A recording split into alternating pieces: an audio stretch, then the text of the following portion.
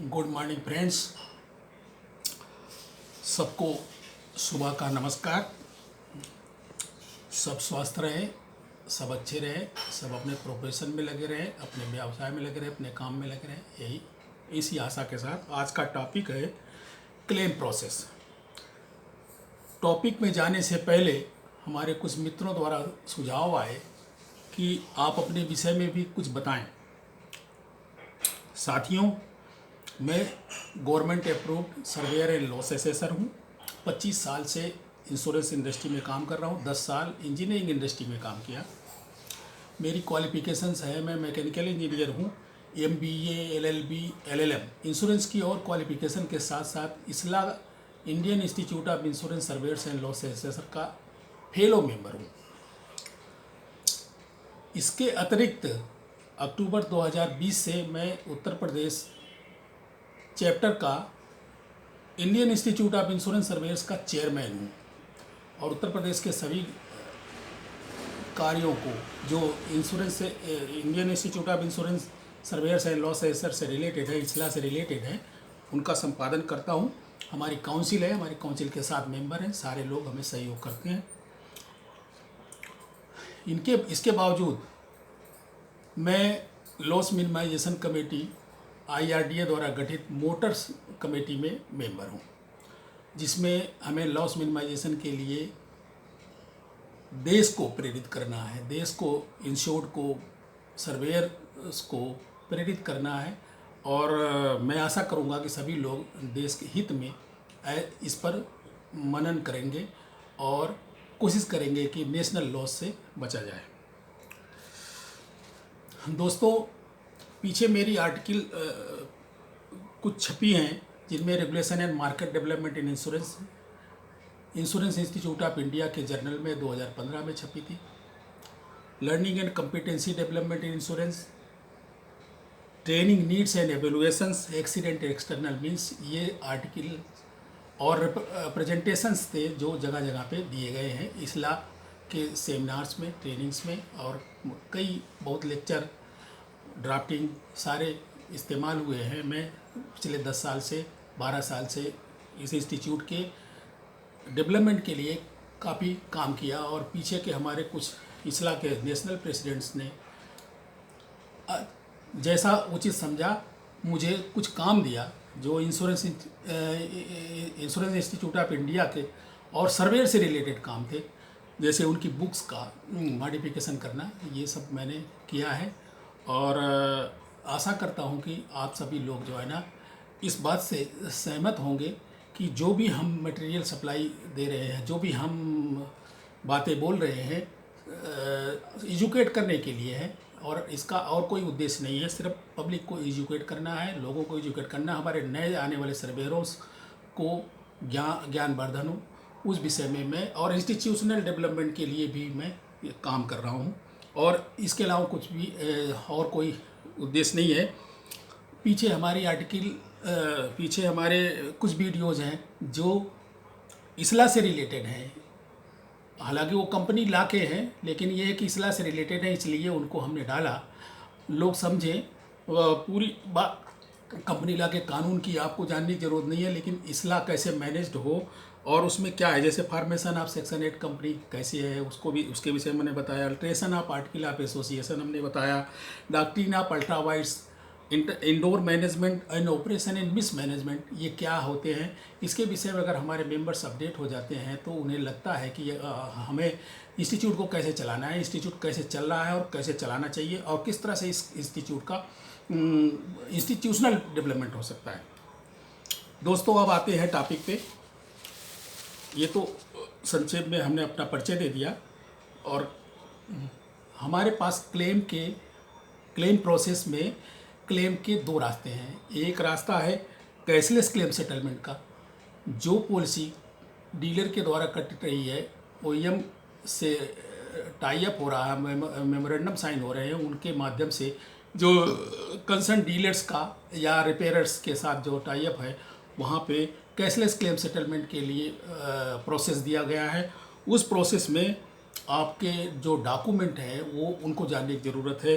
जैसे आपका कार का है, मोटरसाइकिल का है और सब बीमा है। उनमें ज़रूरी कागजात में से ड्राइविंग लाइसेंस है, एस्टीमेट ऑफ रिपेयर्स है, कॉपी ऑफ क्लेम इंटीमेशन है, रजिस्ट्रेशन सर्टिफिकेट ऑफ व्हीकल है, duly filled and signed claim form है, पुलिस पंचनामा है, एफआईआर है, पुलिस रिपोर्ट है, केवाईसी डिटेल्स है, पॉलिसी की आपकी कॉपी है। ये सब कॉपी देने के बाद कोई रिलीवेंट डॉक्यूमेंट अगर डीलर मांगता है या सर्वेयर की डिमांड होती है या इंश्योरेंस कंपनी के रिप्रेजेंटेटिव कोई भी है वो मांगता है तो वो आपको देना होता है।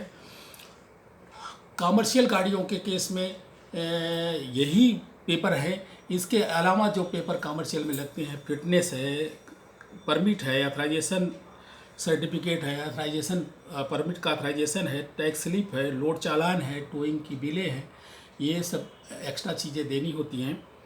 और जब गाड़ी बन जाती है डीलर इंड पे तो डिप्रिसिएशन अमाउंट दे करके या जो भी डिडक्टिबल अमाउंट बनते हैं वो दे करके आप अपनी गाड़ी वहाँ गैराज से कैशलेस सेटलमेंट के केस में उठा लेते हैं। और इस तरह से आपको इनिशियल स्टेज में पैसे नहीं लगाने पड़ते हैं और इंश्योरेंस कंपनी डीलरों को और रिपेयर्स को डायरेक्ट दे देती है। दूसरा रीइंबर्समेंट क्लेम प्रोसेस है।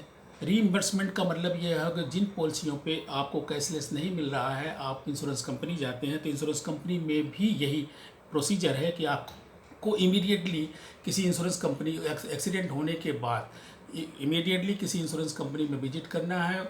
जो भी इंश्योरेंस कंपनी है उसी पे विजिट करना है, उसके ब्रांच में विजिट करना है और वही लिस्ट ऑफ डॉक्यूमेंट, वही चीज़ें, driving licence, estimate, copy of intimation, registration certificate, duly filled and signed claim form, police panchnama, FIR और इफ नीडेड एफआईआर कोई मैंडेटरी नहीं है, कोई ज़रूरत पड़ती है तभी, ऐसा कोई केस होता है जिसमें एफआईआर हो गया है उसमें ज़रूरत पड़ती है, बाकी तो बहुत प्रोसेस है। लीगली कुछ चीज़ें इम्प्लीकेट हो जाती हैं तो आपको और भी चीज़ें देनी होती है। सुबरदारी आर्डर होता है, उस पर गाड़ी रिलीज होती है, वो भी देना होता है। और थेफ्ट के केस में जो भी है प्रोसेस वो अलग है और सारे डॉक्यूमेंट लगेंगे। उसमें फाइनल रिपोर्ट कोर्ट से आती है, उस कोर्ट की फाइनल रिपोर्ट के बेस पे इंश्योरेंस कंपनी आपको पेमेंट करती है। और उसके बाद प्रोसेस आपके जो है ना इंड हो जाते हैं। जैसे ही आप रीइंबर्समेंट क्लेम के लिए किसी गैराज में जाते हैं तो वहाँ से एस्टीमेट लेते हैं, सारे पेपर लेकर के इंश्योरेंस कंपनी को इन्फॉर्म करते हैं। इंश्योरेंस कंपनी तुरंत सर्वेयर लगाती है, सर्वेयर लॉस असेस करते हैं। असेस करने के बाद गाड़ी रिपेयर होती है, रिपेयर होने के बाद फाइनल बिल आती है, फाइनल बिल रिसीट और साथ में आपका सेटिस्फैक्शन वाउचर रीइंबर्समेंट क्लेम में, उसमें कैशलेस क्लेम में भी लगता है, इसमें भी मांगा जाता है सेटिस्फैक्शन वाउचर। और वो देने के बाद, सब कुछ होने के बाद, क्लेम सेटलमेंट इंश्योरेंस कंपनी अपने रूल्स रेगुलेशन के हिसाब से करती है। उसमें अगर कोई चीज़ें समझ में आती है कि हाँ ये जो है ना लॉ का हमारे जो कानून कॉन्ट्रैक्ट है उसमें ब्रीच हो रहा है तो उस ब्रीच के अगेंस्ट में आपसे एक्सप्लेनेशन लेती है। और अगर वो ब्रीच इसी एस्टेब्लिश हो जाता है तो इंश्योरेंस कंपनी उस क्लेम को रिजेक्ट भी कर देती है। तो इसलिए हमें अलर्ट रहना चाहिए। अब समझदारी भी होनी चाहिए कि हमारा जो एक्सीडेंट हुआ है वो एक्सीडेंट का जो काज ऑफ एक्सीडेंट है वो क्लैरिटी के साथ होना चाहिए। उसके बाद ही जो है हमारा क्लेम जेन्युइन रूप से प्रोसेस होगा और हमें मिलेगा, ये हमारे दिमाग में बना हुआ होना चाहिए। क्लेम रिजेक्शन के कुछ कारण हैं, उनको हम कारणों को थोड़ा सा प्रकाश में डालते हैं। जैसे आपकी पॉलिसी एक्सपायर कर गई है, आपने देखा नहीं और पॉलिसी ले लिए हैं और क्लेम आपने डाल दिया तो वो क्लेम रिजेक्ट हो जाएगा। और अगर आपके ऑकरेंस का, एक्सीडेंट का, किसी भी तरह का कुछ भी जो काज ऑफ एक्सीडेंट है, काज and nature of the accident है, ऑकरेंस है, वो नहीं फुलफिल हो रहा है या कंप्लीट नहीं है या किसी तरह से इस्टेब्लिश नहीं हो पा रहा है तो उसका भी एक कारण बनता है, उस पर आपको जो है ना क्लेम रिजेक्ट होने की संभावना बनी रहती है। और ड्राइवर के द्वारा ग्रॉस नेग्लिजेंस किया जाता है या जानबूझ करके कुछ ऐसा समझ में आ जाता है इंश्योरेंस कंपनी को कि इसमें ग्रॉस नेग्लिजेंस है आपकी तरफ से, आपके ड्राइवर की तरफ से, तो वो क्लेम भी रिजेक्ट हो जाते हैं। और फॉल्स इन्फॉर्मेशन, जो प्रपोजल में आपने कोई फॉल्स इन्फॉर्मेशन दिया है वो अगर प्रूव हो जाती है, इंश्योरेंस कंपनी प्रूव कर देती है कि ये इन्फॉर्मेशन फॉल्स थी, आपने गलत इन्फॉर्मेशन दिया था। इसके बेस पर जैसे एनसीबी का कोई इन्फॉर्मेशन है वो भी क्लेम नो क्लेम होते थे, आजकल तो कुछ पैसे काट करके आपको दिए जाते हैं। लेकिन और जो मटेरियल फैक्ट है वो मटेरियल फैक्ट अगर गलत निकलते हैं तो आपका क्लेम रिजेक्शन की ओर जा सकता है। इसलिए इन सब पे पूरी तरह से हमें अवगत होना चाहिए। अवगत होकर के ही क्लेम के प्रोसेस के लिए आगे बढ़ना चाहिए। और समय समय पर सर्वेयर इंश्योरेंस कंपनी आपको अपडेट करती रहती है, बताती रहती है। और उन सब में अगर आप फुलफिल नहीं कर पाते हैं, कहीं से कोई लीकेज होती है, इवन कि आज की डेट में तो प्राइवेट इंश्योरेंस कंपनियों में हर क्लेम, बड़े क्लेम को इन्वेस्टिगेट किया जाता है। इसलिए इन्वेस्टिगेशन से भी आपको अलर्ट रहना है कि इन्वेस्टिगेशन होगा और आपका कोई गलत इन्फॉर्मेशन, आपका गलत स्टेटमेंट जो है ना आपके क्लेम को रिजेक्ट कर सकता है। अच्छा, इन सब चीज़ों को देखते हुए मैंने ये समझा कि आपको इस ब्रीफ से लेक्चर में कम से कम रिजेक्शन के विषय में जानकारी हो जाए।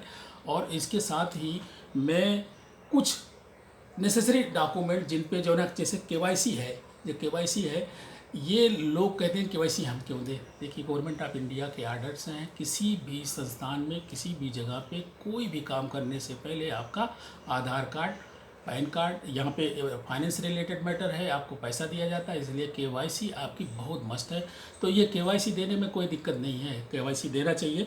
और कहीं पे एफिडेविट भी ली जाती है। ऐसा लगता है कि आपका स्टेटमेंट गलत की ओर है या आप कुछ गलत इन्फॉर्मेशन देना चाहते हैं, पैसा या दे रहे हैं, उनको लगता है तो वहाँ एफिडेविट मांग लेते हैं। या वो अपने आप को बचाव के लिए कि हमने एफिडेविट ले लिया है, अगर कोई गलती होगी तो हम उसको उस पर लीगली जा सकते हैं। तो इसलिए कि जो ना एफिडेविट भी कोई बहुत रिलेवेंट डॉक्यूमेंट नहीं है, लेकिन फिर भी कुछ केस में रिलेवेंट बन जाता है। और वो आपकी खुद की इन्फॉर्मेशन पे डिपेंड करता है, आपके खुद के एक्सीडेंट पे डिपेंड करता है। इन्हीं शब्दों के साथ मैं इस लेक्चर को ख़त्म करूंगा और आशा करता हूं कि आप लोगों ने काफ़ी कुछ समझने की कोशिश किया होगा। और मैं अगला लेक्चर जो है ना आएगा पेरिल्स पे, और वो पेरिल समझना बहुत ज़रूरी है। तो पेरिल्स से आपके समझ में आ जाएगा कवरेज हमारे इंश्योरेंस के एक्सीडेंट के या और सब के पेरिल्स में कौन कौन सी पेरिल्स में लॉसेस कवर हो जाते हैं। और वो बड़ा डिटेल है और बहुत अच्छा समझने लायक भी है। तो उसमें एक्सीडेंट एक्सटर्नल मीन्स बहुत इम्पॉर्टेंट है, जो 99% केसों को कवर कर लेता है। बाकी केस और अलग तरह के रहते हैं। तो मैं इन्हीं शब्दों के साथ आप सब से विदा लेते हुए आशा करता हूँ कि जो है ना आप लोग जो है ना इसे लाइक करेंगे, सब्सक्राइब करेंगे और आगे बढ़ाएंगे, शेयर भी कर देंगे। Thank you and thank you again.